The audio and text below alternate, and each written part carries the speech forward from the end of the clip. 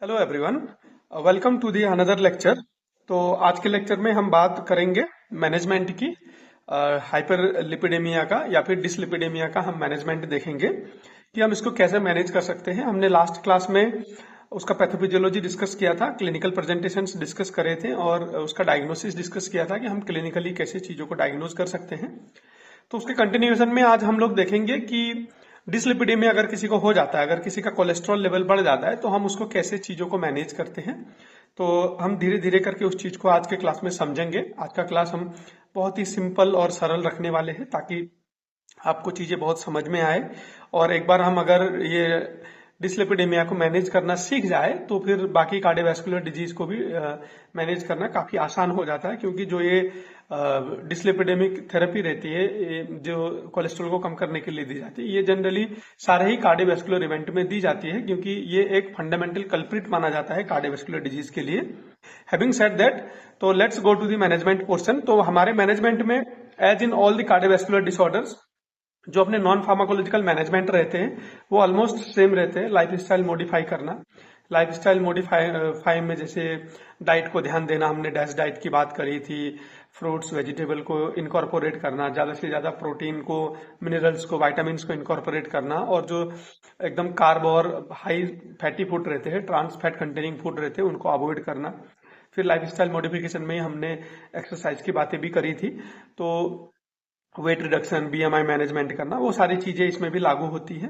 फिर इसमें एक इंपॉर्टेंट आता है रिस्क असेसमेंट, कि अगर किसी को कोलेस्ट्रॉल बढ़ा हुआ है, कि खाली कोलेस्ट्रॉल बढ़ा हुआ है या फिर बाकी कोई कार्डियोवैस्कुलर डिसऑर्डर्स का भी कोई रिस्क है क्या, उसको हमको एसेस करना पड़ता है। अभी हम आगे जाके इसको और डिटेल में समझेंगे। फिर हमारे पास कुछ फार्माकोथेरेपेटिक अप्रोच है जहां पे हम कुछ ऐसे ड्रग्स यूज कर सकते हैं जो कोलेस्ट्रॉल लेवल को कम कर सकता है। और जनरली जैसे हमने पहले ही बोला है कि ये डिसलिपिडेमिया कंडीशन है, ये अलोन शुरू में आता है, फिर उसके बाद में जनरली अपने साथ कुछ कॉन्सिक्वेंसेस लेके आता है, कुछ कोमोर्बिडिटीज लेके आता है। तो वो कोमोर्बिडिटीज क्या है, कैसे है, उनको एसेस करना, उनको डायग्नोज करना और उनको मैनेज करना, ये बहुत ही इंपॉर्टेंट बन जाता है। तो फिर चीजों को फिर कंटिन्यूसली मॉनिटर करना और आदमी को एजुकेट करना उसके डिजीज के बारे में, उसके लाइफ स्टाइल के बारे में, वो सारी चीजें। तो क्या क्या चीजें अंडरलाइंग फैक्टर में है, उस चीज के हिसाब से हम चीजों को मैनेज करते हैं। अगर कोई स्मोकर है तो फिर स्मोकिंग को हम कैसे कम कर सकते हैं या फिर उसको कैसे क्विट कर सकते हैं। ऐसे ही जो अल्कोहलिक हैबिट है, ये सारी चीजें हम केस टू केस वेरी करेगी, तो उसके हिसाब से हम चीजों को मैनेज करने की कोशिश करेंगे। ये तो हो गया नॉन फार्माकोलॉजिकल मैनेजमेंट, जहां पे ऑलरेडी हमने 3-4 कंडीशंस में बहुत सारा एक्सप्लेन कर दिया है। तो मेरे हिसाब से लगता है कि उतना काफी है इसको समझने के लिए। तो जो हम रिस्क असेसमेंट की बात कर रहे थे, यहाँ पे आप लोगों को डिटेल में चीजें समझ में आएंगी कि रिस्क असेसमेंट में क्या है। तो बहुत सारे रिस्क है, तो उन रिस्क को हमको असेस करना पड़ेगा कि आदमी के पास कितना रिस्क है। जितने ज्यादा रिस्क फैक्टर रहेंगे उतना कार्डियोवैस्कुलर डिसऑर्डर होने का रिस्क बढ़ जाएगा। जैसे आदमी की एज क्या है, अगर एज ज्यादा है तो एडवांस एज है तो रिस्क बढ़ेगा। ब्लड प्रेशर ज्यादा है, मतलब हाइपरटेंसिव पेशेंट है, तो वहां पे कार्डियोवैस्कुलर इवेंट्स होने के रिस्क और ज्यादा बढ़ जाएंगे। स्मोकिंग स्टेटस क्या है, अल्कोहल कंजम्पशन स्टेटस क्या है, वो सारी चीजें हमको रिस्क एसेस करने में हेल्प करती है। उसका लो डेंसिटी लाइपोप्रोटीन लेवल क्या है ना, फिर उसको कोई ऐसी मेटाबॉलिक डिसऑर्डर्स, फिर डायबिटिक मेलाइटस, या ऐसे सारी चीजें है कि नहीं है, वो सारी चीजें हमको एक एक करके असेस करनी पड़ेगी। जितने सारे रिस्क फैक्टर रहेंगे उतना ज्यादा रिस्क रहेगा कार्डियोवैस्कुलर इवेंट्स आने का, ये हमको समझना है। और इन चीजों को हमको नॉन फार्माकोलॉजिकल मेजर्स से कंट्रोल करने की कोशिश करना है along with the pharmacological measures. तो फिर हमारे पास कुछ फार्माकोलॉजिकल थेरेपी है जो हम इससे आगे डिस्कस करेंगे।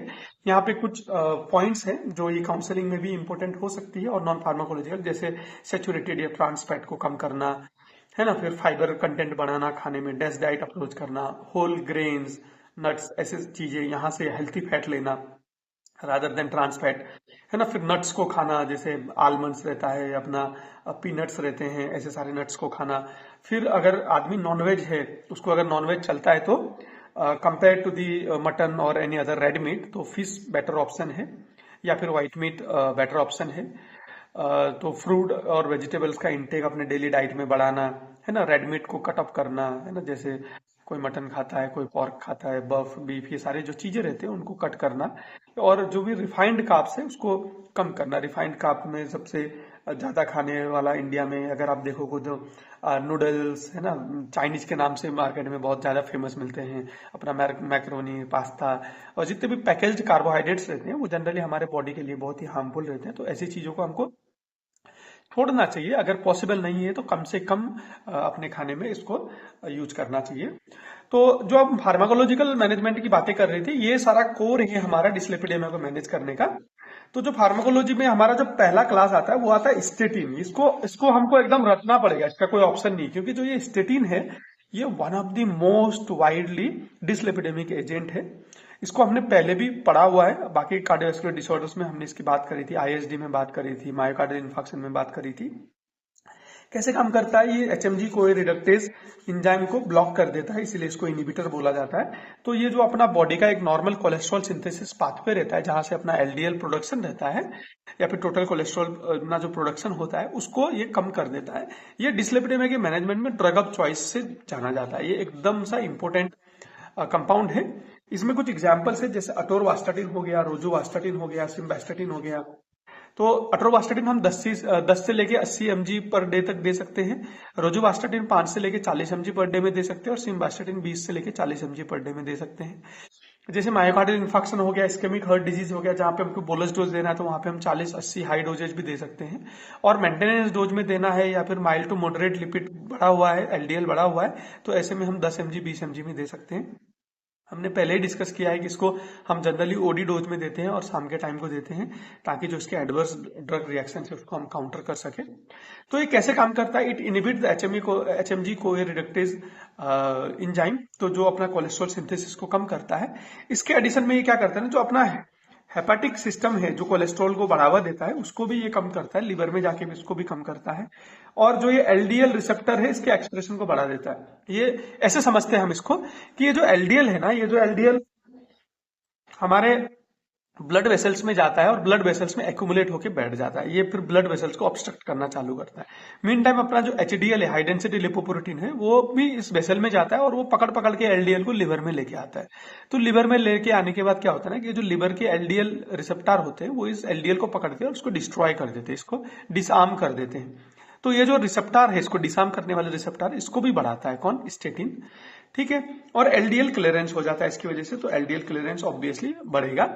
तो ये एलडीएल को 30 से लेके 60% तक घटा सकता है, depending on case to case, कि उसके पास क्या क्या कोमॉर्बिडिटीज है और वो किस तरीके से अडेयर रह रहा है, उसका बॉडी का मेकअप कैसा है, वो सारी चीजों को पकड़ के 30 से 60% तक एलडीएल ये कम करा सकता है, घटा सकता है। तो it is the first choice drug for dyslipidemia, इसको हम डिस्लिपिडेमिया की ड्रग ऑफ चॉइस में बोलते हैं, मैंने पहले ही बोल दिया। And it also used in it is also used in the prevention of cardiovascular disorders. तो जितने भी कार्डियोवैस्कुलर डिसऑर्डर्स हमने अभी तक पढ़े हमारे टॉपिक में, उन सबको जो रिस्क रहता है उस रिस्क को कम करने के लिए भी हम इसको यूज करते हैं। जैसे किसी को डायबिटीज है, किसी को हाइपरटेंशन है, किसी को सीएचएफ है, अगर वहां पे लिपिड नहीं भी बढ़ा हो तो हम प्रिवेंटिव अप्रोच में भी इसको यूज कर सकते हैं। हाउएवर जनरली जहां पे ये कार्डियोवैस्कुलर इवेंट्स हो रहे हैं वहां पे जनरली लिपिड्स का लेवल बढ़ा हुआ ही हमको मेजोरिटी केस में देखने को मिलता है, तो वहां पे स्टेटिन एक इनइविटेबल थेरेपी बन के आ जाता है। और ये इसका एक और बहुत इंपॉर्टेंट जो अपना फायदा है वो प्लग को स्टेबलाइज करता है। हमने एमआई में और एंजाइना में भी इसकी डिस्कस करी थी। तो जो प्लग बनते हैं हमारे ब्लड वेसल्स में उसको स्टेबलाइज करता है, उसको रप्चर नहीं होने देता। तो जो मायोकार्डियल इन्फार्क्शन का रिस्क है वो कंपैरेटिवली कम हो जाता है। होप यहाँ पे आपको चीजें समझ में आ गई हो। तो जो इसके एडीआर से हमने आगे भी डिस्कस कर लिए। तो मायोपैथी ये मसल्स को इंजुरी करता है, रेब्डोमाइलिसिस स्केलेटन मसल का ब्रेकडाउन हो जाता है। अब लंबे समय तक लेंगे इस ड्रग को तो हेपाटोटॉक्सिसिटी भी करेगा, क्योंकि वहीं जाके मेटाबोलाइज हो रहा है। इसकी एक बहुत इंपॉर्टेंट टेंडेंसी रहती है, ये भी हमको बहुत ही याद करना पड़ेगा कि ये ग्लूकोज लेवल को बढ़ाता है। ये क्या करता है, ग्लूकोज लेवल को बढ़ाता है। आप लोगों ने आज के डेट में बहुत सुना होगा स्टेटिन इंड्यूस्ड डायबिटीज मेलाइटिस बोल के, स्टेटिन इंड्यूस्ड डायबिटीज मेलाइटिस। तो ये जो डायबिटीज मेलाइटिस है इसको भी बढ़ाने का काम करता है। जो ग्लाइसेमिया है उसको थोड़ा थोड़ा बढ़ाने का काम करता है। मगर यहाँ पे कॉन्ट्रारी ये समझना है कि अगर किसी को डिस्लिपिडेमिया के साथ में डायबिटीज भी है तो भी हम वहां पे स्टेटिन ही यूज करते हैं। ये थोड़ा एक यूनिक केस है, एक थोड़ा अटपटा सा केस है, क्योंकि इससे बेटर हमारे पास कोई ऑप्शन नहीं है जो डायबिटीज और डिस्लिपिडेमिया में अच्छे से काम करे, तो हम इसको ही यूज करते हैं। हाउएवर ये हमको हमेशा याद करना पड़ेगा कि ग्लूकोज बढ़ा देता है ये, तो हमको फ्यूचर में हो सकता है कि कोई इससे बेटर अल्टरनेटिव मिले, मगर आज के टाइम पे यही बहुत ज्यादा यूज किया जाता है। तो एक बार हमको स्टेटिन देने के बाद महीने भर के बाद या 2-3 महीने के बाद एक बार लिवर को चेक करना चाहिए कि क्या ये एलडीएल को कम कर रहा है, नहीं कर रहा है। अगर नहीं कर रहा है तो फिर इसमें हम कोई और क्लासेस ऐड कर सकते हैं, इसलिए हमको ये मॉनिटर करना जरूरी है। ऐसे हमारा जो दूसरा क्लास है जो लिपिड को कम करने के लिए यूज होता है वो आता है कोलेस्ट्रॉल अब्जॉर्प्शन इनहिबिटर। ये तो हो गया हमारा इंटरनल कोलेस्ट्रॉल जो पाथवे है उसको बंद करने का बात किया हमने। ये जो कोलेस्ट्रॉल अब्जॉर्प्शन इनहिबिटर है, ये जो सोर्स से आने वाले, जो डाइटरी सोर्स से आने वाले कोलेस्ट्रॉल है उसको कम करने की बात कर रहे हैं हम। इसमें जो मोस्ट वाइडली यूज होता है आज के टाइम पे वो है एजिटिमिब। ये 10 mg के डोज में दिया जाता है, हर दिन दिया जाता है। ये क्या करता है ना, NPC1L1 बोल के एक ट्रांसपोर्टर रहता है इंटेस्टाइन में, जो फैट को ऑब्जॉर्व करने में हेल्प करता है, जो कोलेस्ट्रॉल को ऑब्जॉर्व करने में हेल्प करता है, ये उसको इनहिबिट कर देता है। तो अल्टीमेटली क्या होता है, जो कोलेस्ट्रॉल का ऑब्जॉर्प्शन है वो ऑब्जॉर्प्शन कम हो जाता है, क्योंकि जो ऑब्जॉर्प्शन करने वाला चैनल है हम उसको उस ट्रांसपोर्टर को ब्लॉक कर दे रहे हैं। ये आप एक ट्रक जैसा मान सकते हो। जो हमारे इंटेस्टाइन में अगर कोई कोलेस्ट्रॉल आ रहा है तो उस कोलेस्ट्रॉल को ये एक ट्रक के जरिए हम ब्लड में लेके छोड़ रहे हैं। तो हम क्या करेंगे, इस ट्रक को किडनैप कर देंगे, हाईजैक कर देंगे। अब ये ट्रक ही अवेलेबल नहीं है, तो ये जो कोलेस्ट्रॉल हम खाते हैं ये हमारे ब्लड तक ट्रांसपोर्ट नहीं होगा, रादर ये हमारे फीकल मटेरियल से बॉडी से बाहर निकल जाएगा। ये अप्रोच से हम 15 से 20% तक जो एलडीएल बढ़ा हुआ है उसको हम कम कर सकते हैं। जनरली हम इसको अगर स्टेटिन काम नहीं कर रहा है फॉलोअप में तो उसके साथ ऐड कर सकते हैं, या फिर कभी कभी किसी आदमी को स्टेटिन नहीं जच रहा है, उसको टॉलरेबल नहीं है, उसको ज्यादा साइड इफेक्ट हो रहा है, तो ऐसे केसेस में भी हम एजिटेमिब को यूज कर सकते हैं। होप यहाँ पे आपको चीजें समझ में आ गई होंगी। फिर जो हमारा तीसरा इंपॉर्टेंट क्लास है वो है PCSK9 इनहिबिटर बोल के। ये जो PCSK9 है ना, ये रिकम्बिनेंट डीएनए टेक्नोलॉजी से जनरली निकलता है ये ड्रग। इसका एग्जाम्पल है एलिरोकुमाब।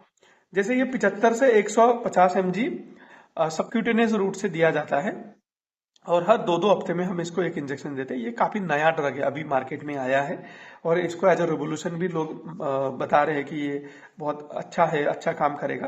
खैर वो तो आगे जाके समझ में आएगा जब इसकी पूरी पोस्ट मार्केटिंग सर्वेलेंस और सारी चीजें धीरे धीरे हमको एडिशनल डेटा आना चालू होगा तो हम इसकी सेफ्टी और एफिकेसी में ज्यादा कोई बता पाएंगे। अभी के लिए ये एक अच्छा कैंडिडेट है। तो ये एलडीएल को 50 से 60% तक कम कर दे रहा है और ये रेसिस्टेंट केस है ना, वहां पे भी एकदम से काम करता है, ऐसा ये क्लेम है। क्योंकि ये बहुत नया है तो हम इसको एकदम अभी क्लिनिकली इतना यूज नहीं होता है, देखते अगले 5-10 साल में इसका कैसा परफॉर्मेंस रहता है। इसके कुछ साइड इफेक्ट है जैसे थ्रोम्बोफ्लेबाइटिस, क्योंकि हम इसको इंजेक्शन से दे रहे हैं तो जहां पे इंजेक्शन देते हैं वहां पे ये दिक्कत करता है। और नेजोफेरेंजाइटिस इसका एक दूसरा पोटेंट साइड इफेक्ट है जो हमारे नेजोफेरिंग्स को इन्फ्लाम्ड कर दे रहा है। तो होप ये चीजें आपको समझ में आ गई होंगी। ये दोनों तो कुछ नए हो गए। अब जो हमारे पास कुछ कन्वेंशनल बचे हैं जिसको हम स्टेटिन के बाद यूज करते हैं, उसमें आता है फिब्रेट्स। तो ये जो फिब्रेट है, ये फिब्रेट क्या करता है ना, ये PPAR अल्फा बोल के एक हमारा कंपाउंड रहता है हमारे बॉडी में। अभी बताता मैं ये क्या करता है। ये जो फिब्रेट के एग्जांपल में हम देखते हैं फेनोफिब्रेट 145 mg पर डे के डोज में हम दे रहे हैं। जैसे फिर आता है एक जेमफिब्रोजिल बोल के जो 600 mg पीडी डोज में दिया जाता है। तो ये जनरली क्या करता है ना, ये एक PPAR बोल के एक कंपाउंड रहता है हमारे बॉडी में, ये उसको एक्टिवेट कर देता है। तो जैसे ही ये उसको एक्टिवेट करता है ना, तो जो साइड में क्या होता है, जो अपना एक लिपोप्रोटीन लाइपेज एंजाइम रहता है, ये लिपोप्रोटीन लाइपेज क्या करता है ना, जो हमारे बॉडी में स्टोर हुआ एलडीएल और कोलेस्ट्रॉल रहता है ना, उसको ब्रेक डाउन करके उससे एनर्जी निकालने का काम करता है। तो ये हमारे बॉडी में जो फैट बैठा हुआ है उससे एनर्जी ड्रैग करता है और जो जितना भी हम कोलेस्ट्रॉल लेंगे उस कोलेस्ट्रॉल से एनर्जी बनाएगा in addition to glucose also. तो ये क्या करता है, ट्राइग्लिसराइड को भी कम करता है 30 से 50% तक और एचडीएल को भी बढ़ाता है, ऐसा माना जाता है। तो इसीलिए जहां पे ट्राइग्लिसराइड बहुत बड़ा होता है वहां पे हम फिब्रेट्स को यूज करते हैं, क्योंकि अगर ट्राइग्लिसराइड बहुत ज्यादा बढ़ जाएगा तो इससे पैंक्रेटाइटिस होने के चांसेस बढ़ते हैं। हमने कल के क्लास में इसको डिस्कस किया था। तो उसको कम करने के लिए, पैंक्रेटाइटिस को रिस्क कम करने के लिए भी हम फिब्रेट्स को बहुत ज्यादा यूज करते हैं। जनरली हम इनको स्टेटिन के साथ नहीं देते। क्यों नहीं देते? क्योंकि दोनों का भी मायोपैथी रेब्डोमाइलिसिस साइड इफेक्ट है, तो ये सीवियर ब्रेकडाउन कर देता है मसल्स को। तो दोनों का कॉम्बिनेशन हम जनरली अवॉइड करते हैं। मगर ऐसे भी मैंने केस देखे हैं जहां पे डॉक्टरों ने दोनों को कंबाइन किया हुआ है बेटर रिजल्ट्स के लिए, क्योंकि उनका मिक्स्ड टाइप का डिसलिपिडेमिया था जहां पे कोलेस्ट्रॉल भी एकदम बढ़ा हुआ है, टोटल कोलेस्ट्रॉल भी बढ़ा हुआ है, एलडीएल भी बढ़ा हुआ है और टीजी भी बहुत हाई मात्रा में बढ़ा हुआ है। ऐसे में मैंने यूज करते हुए भी देखा है, मगर इनको रैपिड हाइड्रेशन प्रॉपर डाइट के साथ मॉनिटरिंग में ही ये चीजें कॉम्बिनेशन में दिए हुए ऐसे देखा है। हाउएवर इन जनरल हम दोनों चीजों के कॉम्बिनेशन को अवॉइड करेंगे। फिर इसमें आता है एक अलग कंपाउंड जो है विटामिन B3 नियासिन। आज के डेट में इतना ज्यादा यूज नहीं होता है, एक बार ये बहुत यूज होता था। 1 से 2 ग्राम पर डे में दे सकते हैं। मैकेनिज्म क्या है कि ये जो काइलोमाइग्रॉन और काइलोमाइग्रॉन जो रेमिनेंट निकलते हैं ना, उनसे जो VLDL बनता था उसको कम करता था। तो जैसे VLDL कम होगा तो ऑटोमेटिकली LDL और ट्राइग्लिसराइड भी कम होगा। तो ये ऐसे काम करता है। मगर ये जो फिर विटामिन टॉक्सिसिटी आज के डेट में एक नया ट्रेंडिंग टॉपिक है।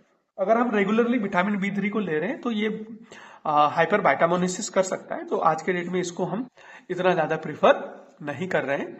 उसके बाद आता है हमारा एक और category bile acid sequestrant, example cholestyramine. ये बहुत ही यूजफुल ड्रग है स्पेशली फॉर प्रेग्नेंट लेडी, क्योंकि इसके कोई ऐसे पोटेंट टेराटोजेनिक इफेक्ट हमको देखने को नहीं मिलते। तो इसको हम हाई डोज में लेते हैं, इसका बहुत ज्यादा डोज है, 4 से 16 ग्राम पर डे में हम देते हैं। तो ये जनरली क्या होता है ना कि जैसे हम इस कोलेस्ट्रामाइन को लेते हैं तो ये कोलेस्ट्रामाइन हमारे इंटेस्टाइन में जाता है। इंटेस्टाइन में जैसे क्या है ना कि अपना जैसे ड्यूडेनम के नीचे जाता है तो बाइल अपना फूड के साथ मिक्स करता है। तो ये बाइल क्या करता है, फैट को इमल्सिफाई करके फ्री फैटी एसिड में तोड़ देता है, जो एज अ काइलोमाइक्रोन हमारे बॉडी में ऑब्जॉर्ब होते हैं। तो ये जो कोलेस्ट्रामाइन है ना, ये क्या करता है, ये बाइल को ही पूरा ऑब्जॉर्ब कर देता है। जैसे ये बाइल को ऑब्जॉर्ब करता है ना, दिक्कत क्या है, अब ये बाइल खाली नहीं है। अब ये बाइल नहीं है तो फिर बाइल इमल्सिफाई नहीं करेगा, फ्री फैटी एसिड्स नहीं बनेंगे या कम बनेंगे।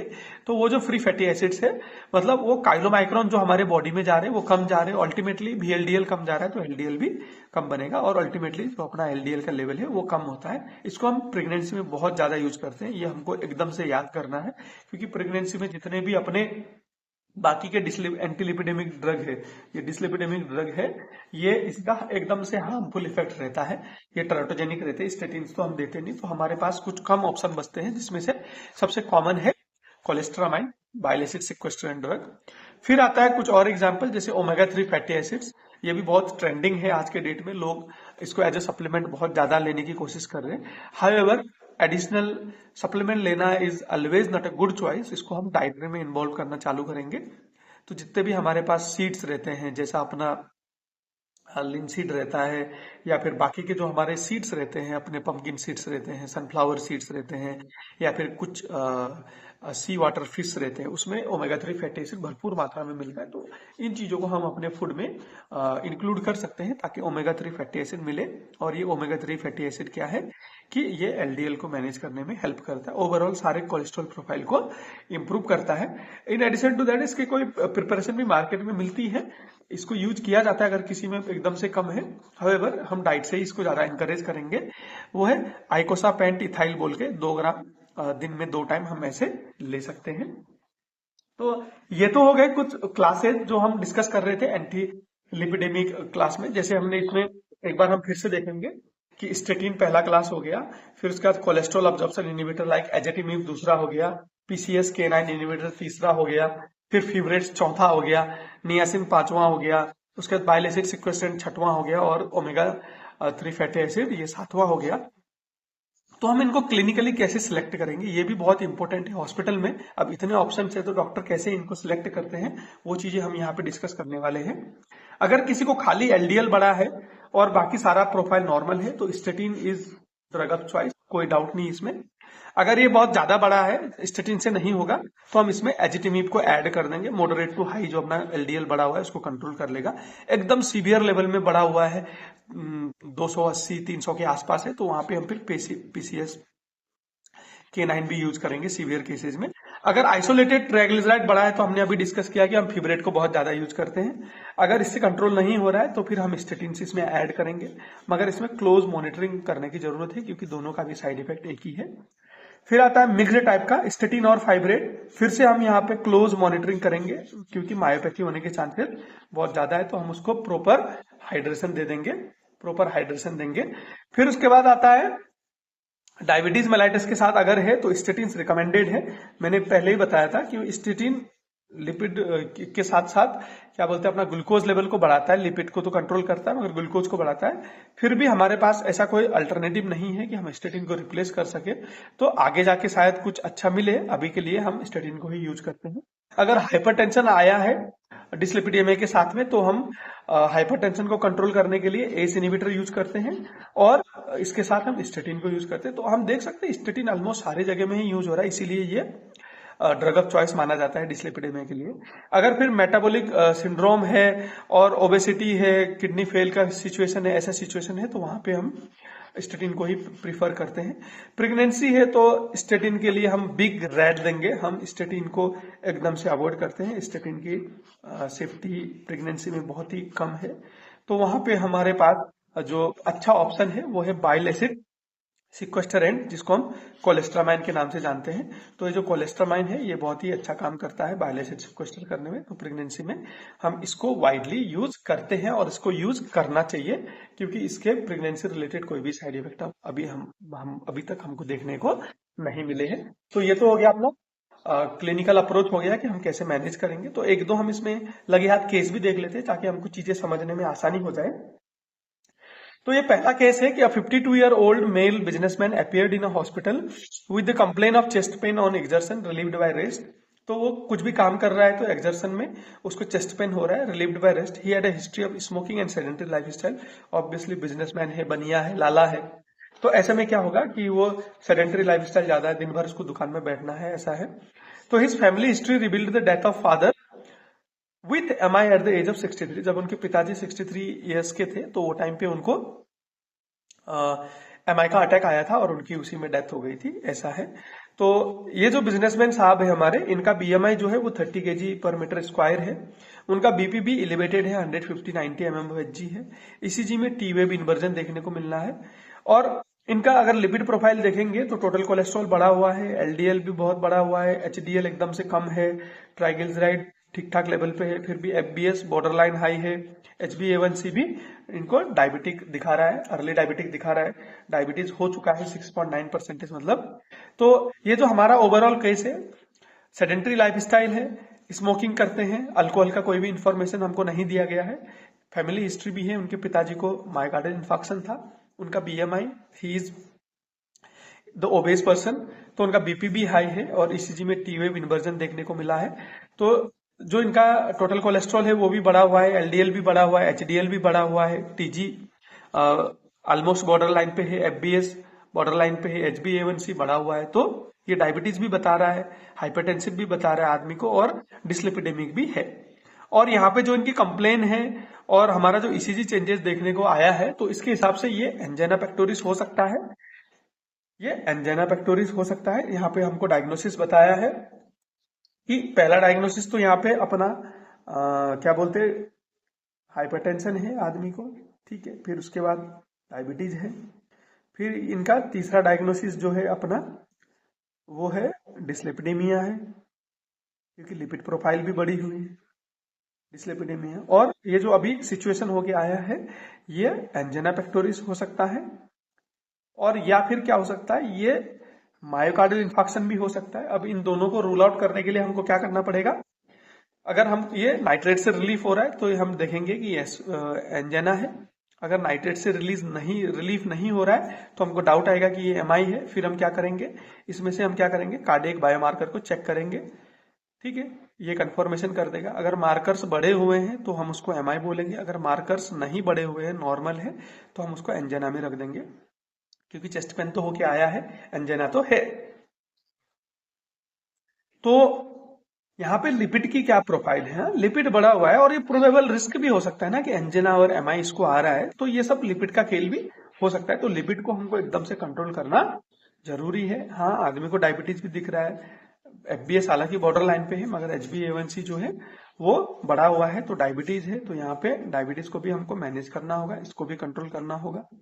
तो हम यहाँ पे कुछ ड्रग्स लाइक बाइगोनाइट, सल्फोनाइल यूरिया या इंसुलिन प्रिपरेशन हम दे सकते हैं इसको डायबिटीज कंट्रोल करने के लिए।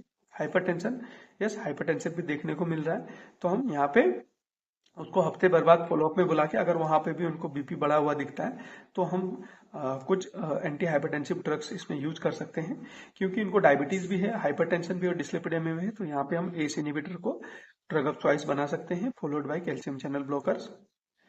ये क्यों है, ये हमने हाइपरटेंशन के उसमें डिस्कस किया हुआ है, आप वहां पे जाके वीडियो देख सकते हो, हाइपरटेंशन वाला वीडियो देख सकते हो लेक्चर नंबर 2, 3, 4 में। तो फिर इसको हमने कैसे कैसे मैनेज किया। हम हाइपरटेंशन के लिए एस इनहिबिटर और सीसीबी यूज कर रहे हैं, डायबिटीज मेलाइटिस के लिए बाइगोनाइड, सल्फोनाइल यूरिया या इंसुलिन देके कंट्रोल करेंगे, और डिस्लिपिडेमिया है तो यहाँ पे हमारा स्टेटिन एक ड्रग ऑफ चॉइस बच जाता है। और मेरे हिसाब से जितना इनका कोलेस्ट्रॉल और एलडीएल लेवल बढ़ा हुआ है, ये स्टेटिन से कंट्रोल आ जाना चाहिए, नहीं आता है तो हम एजिटेमिब इसमें ऐड कर सकते हैं। और अगर एंजाइना का केस है तो हम वहां पे नाइट्रेट्स देके इसको रिलीव करेंगे और एजुकेशन देंगे और लाइफस्टाइल मॉडिफिकेशन में एकदम से ध्यान देंगे। अगर एमआई है तो फिर हम एमआई के हिसाब से इसको ट्रीट करेंगे। तो ये अपना एक पहला केस हो गया जो बहुत ही अच्छा और एकदम प्रैक्टिकल अप्रोच का केस है। और ऐसे केस हमको इंडियन सेटअप में हॉस्पिटल विजिट्स में वार्ड राउंड्स के टाइम पे, अपने फार्मडी वार्ड राउंड्स के टाइम पे ये सारे केसेस हमको देखने को मिलते हैं। तो कुछ इस तरीके से हम इन केसेस को एनालाइज, अंडरस्टैंड करने की कोशिश